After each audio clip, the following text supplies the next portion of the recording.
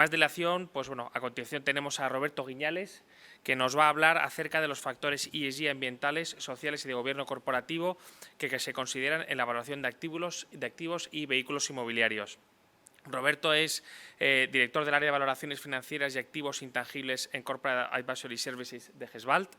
Es también Certified European Financial Analyst por the European Federation of Financial Analyst Societies y cuenta con un certificado experto en valoración de empresas por la Fundación de Estudios Financieros, donde también ejerce como profesor.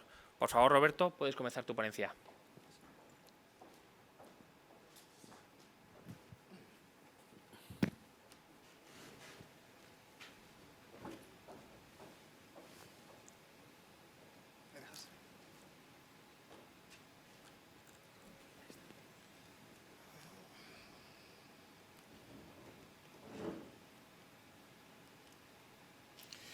Buenos días y muchas gracias por la asistencia, muchas gracias a mis compañeros de panel y muchas gracias a la organización por invitarnos a esta jornada donde vamos a tratar de exponer cuál es nuestra humilde visión sobre una palabra que está demasiado en boga últimamente, muy de moda en estos días, que es el tema de la sostenibilidad.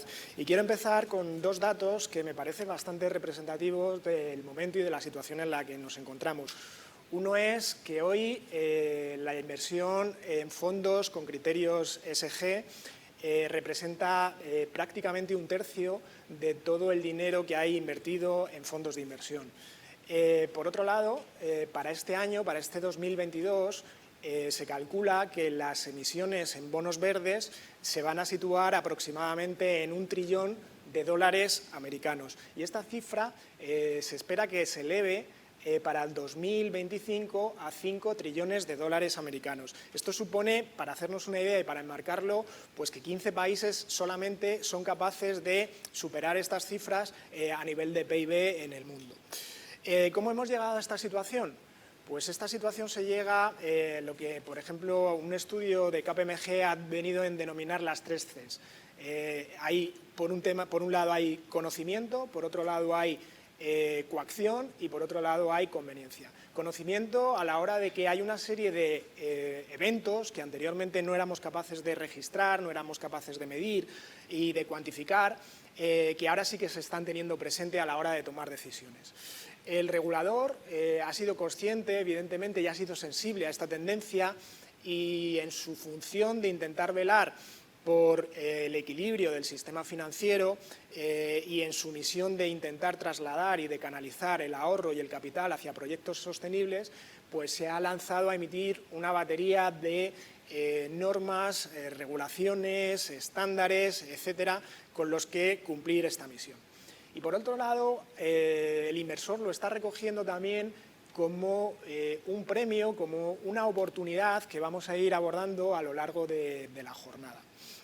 Esto está dando lugar pues, a que los modelos de negocio se tengan que ver replanteados, se tengan que ver reformulados y se tengan que ver adaptados a estas nuevas estrategias. Dentro de las oportunidades podemos hablar de 4 grandes bloques. En primer lugar, el producto sostenible tiene atracción por parte de los inversores. Hay una demanda importante, sobre todo a partir del 2017 se ha visto un crecimiento y un incremento exponencial. Por otro lado, constituyen un facilitador hacia el acceso a nuevas vías de financiación, como también hemos visto en la primera diapositiva. En tercer lugar, podemos hablar de que la inversión sostenible nos va a aportar visibilidad y nos va a aportar posicionamiento a la hora de atender a unos consumidores que cada vez son más exigentes y están más comprometidos con estas tendencias.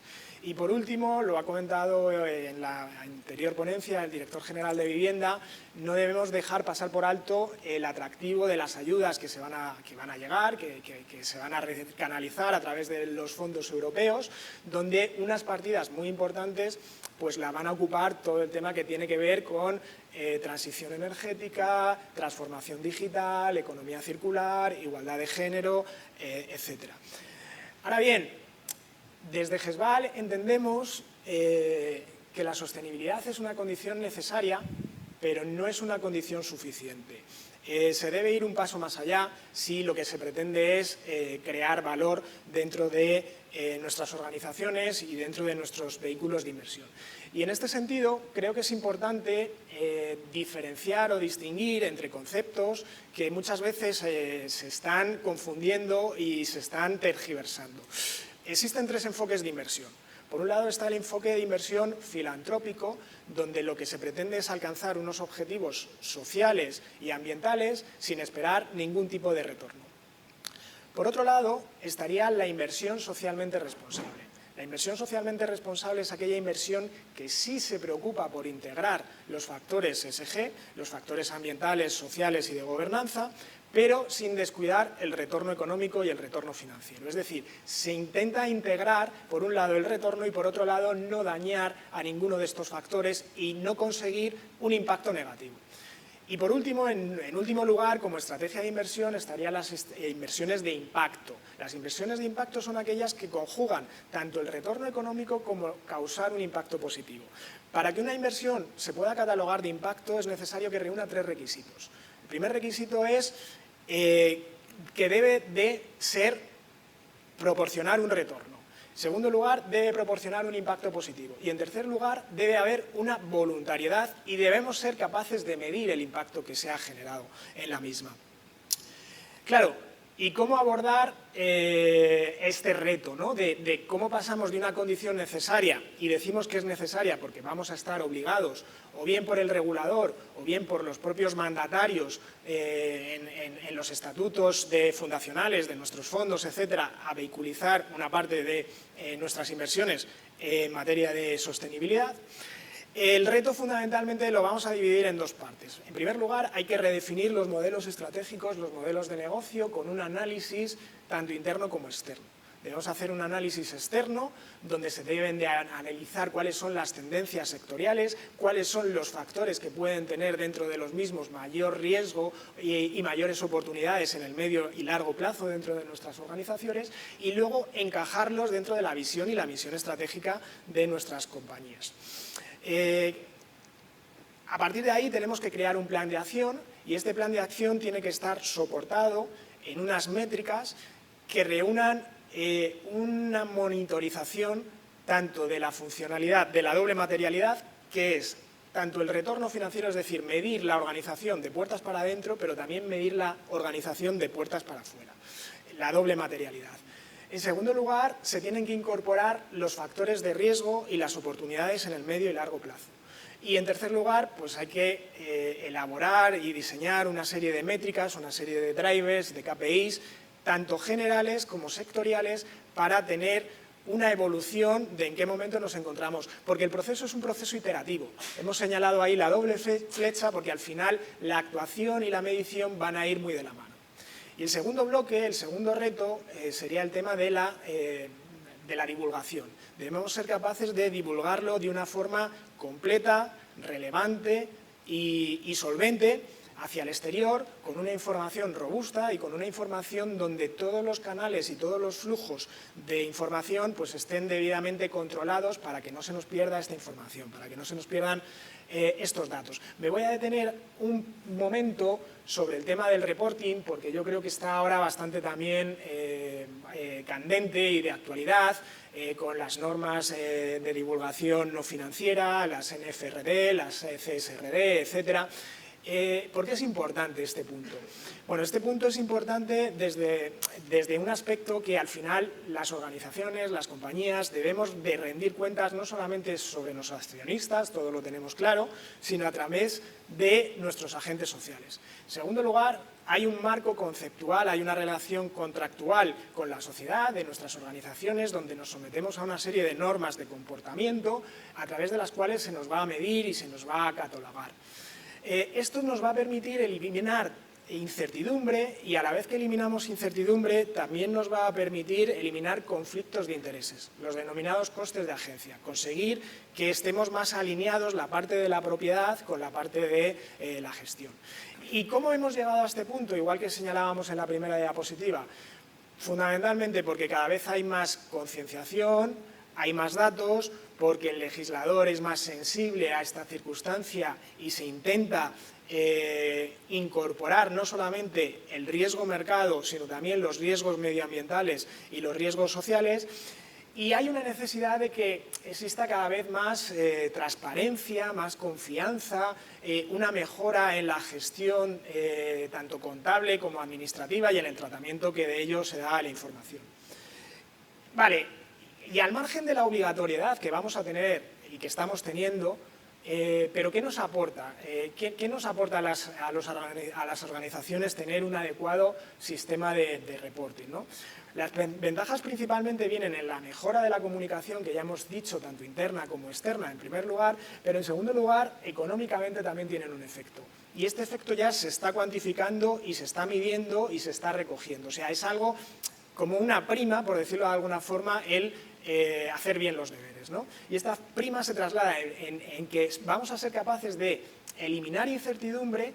Al eliminar incertidumbre, nuestras proyecciones financieras van a ser mucho más afinadas, mucho más solventes, mucho más consistentes, y esto a su vez se va a traducir en una rebaja y en una reducción de nuestros costes de financiación. En definitiva, el tener más información va a suponer un impacto positivo en nuestras valoraciones. Y desde el punto de vista de los inversores y de los analistas, ¿dónde está el reto? Bueno, pues el reto se presenta en pasar del tradicional binomio riesgo-rentabilidad a introducir un nuevo ángulo, una nueva derivada, que es la del impacto. Pasamos del binomio riesgo-rentabilidad al trinomio riesgo-rentabilidad-impacto, donde ahora hay que recoger este efecto para la toma de decisiones. Claro, al hablar de impacto, de la mano tenemos que hablar de medición.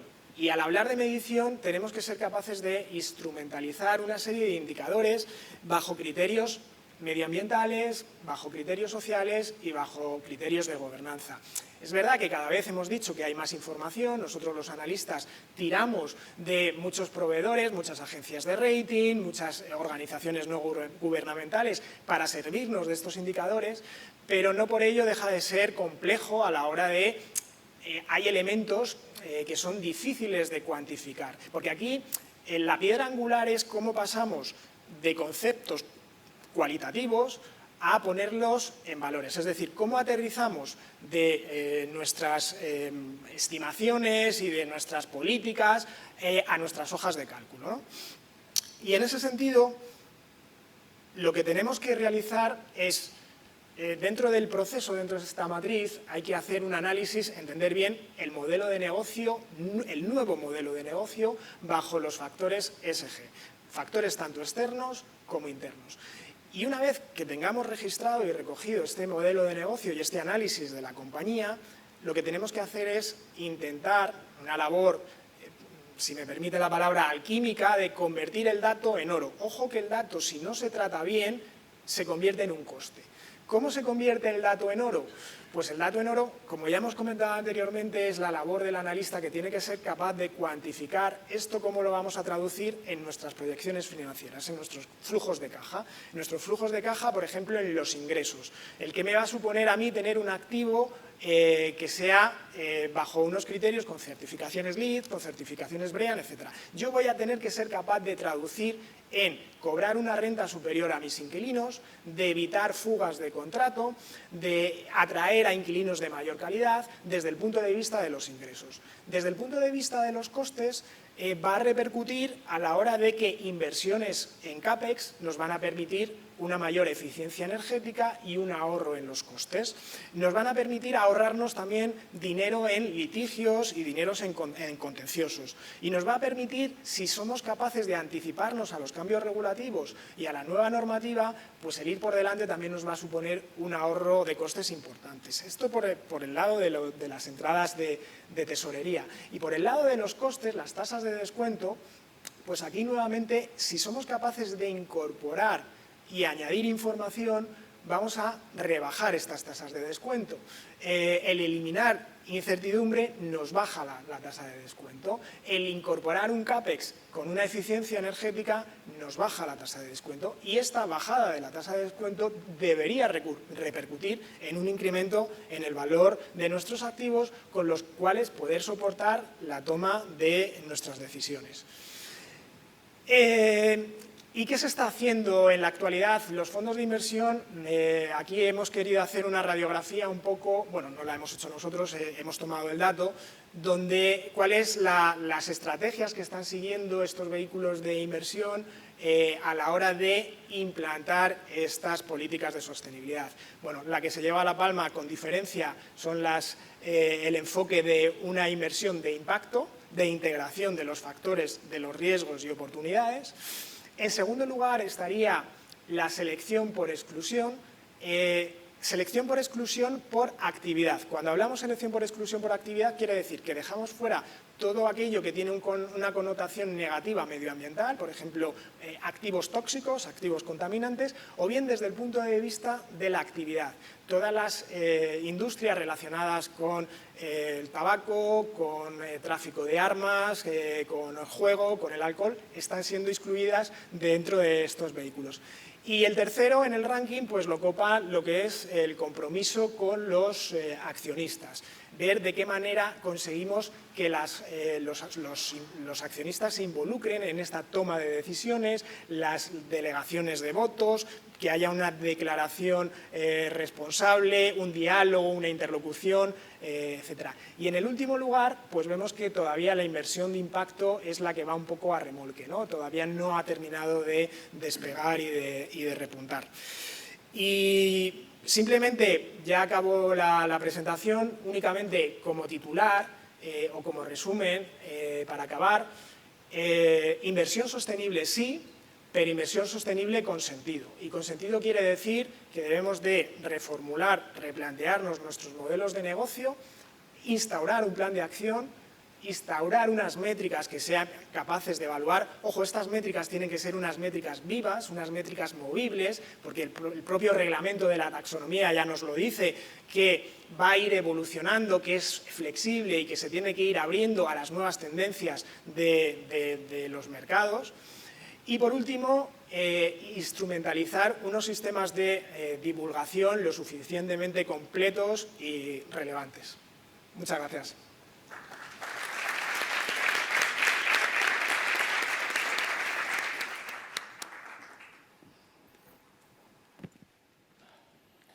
Muchísimas gracias, Roberto.